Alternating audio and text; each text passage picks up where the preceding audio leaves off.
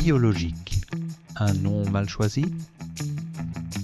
Ces dernières années, les supermarchés traditionnels ont pratiquement abandonné les aliments bio, se contentant de quelques produits à longue conservation comme les pâtes ou les conserves. L'écrasante majorité des gens ne semble pas se soucier le moins du monde de l'importance de l'agriculture dite biologique, préférant les produits de l'agriculture traditionnelle. Et voilà peut-être le cœur du problème.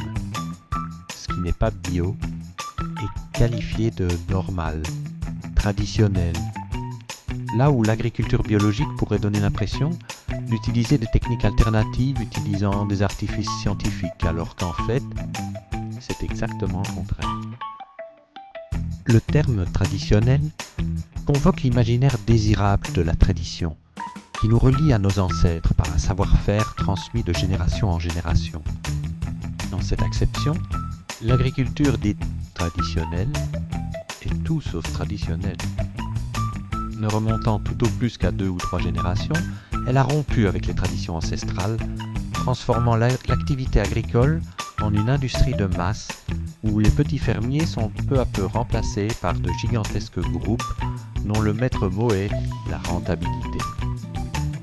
Ce miracle économique a été rendu possible par la science, avec l'utilisation massive de pesticides de synthèse, dont on a longtemps sous-estimé les conséquences sur notre santé, mais dont les effets néfastes sont peu à peu révélés, sans compter les conséquences dévastatrices des pesticides sur les écosystèmes. Comment expliquer que l'écrasante majorité de la population fasse le choix de produits dont la croissance a été facilitée par l'aspersion de poisons qui, en plus, appauvrissent nos sols et exterminent des espèces aussi vitales pour notre existence que les abeilles? Le prix est l'argument avancé le plus souvent, mais je n'y crois pas.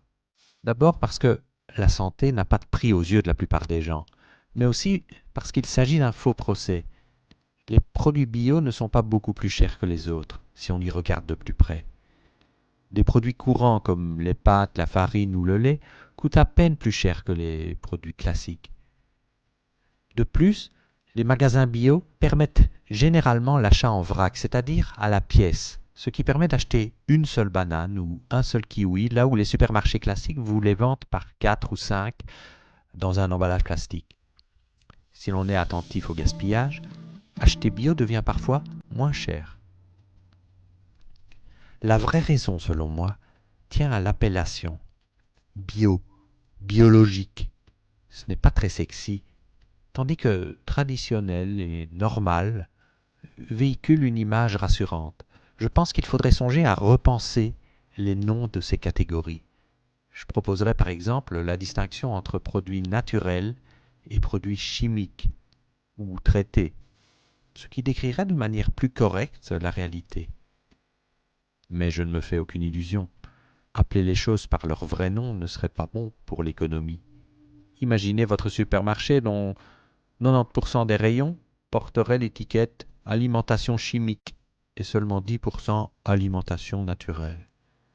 Mais ne serait-ce pas le meilleur moyen de transformer les habitudes? Avec une telle prise de conscience, les magasins transformeraient rapidement leurs rayons pour élargir la part naturelle, forçant les industries à développer des méthodes plus saines.